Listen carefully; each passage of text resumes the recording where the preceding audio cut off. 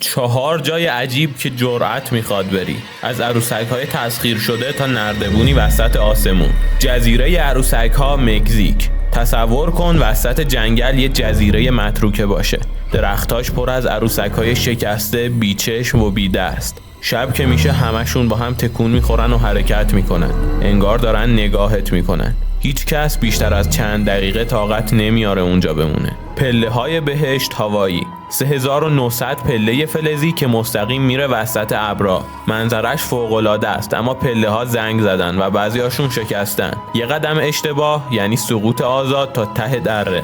واسه همین ورود ممنوعه، ولی هنوزم بعضیا مخفیانه بالا میرن. هتل زیر آب مالدیو. اینجا میخوابی توی یه اتاق شیشه‌ای زیر سطح دریا. همه طرفت پر از ماهی‌های رنگی و کوسه هایی که خیلی نزدیک میان.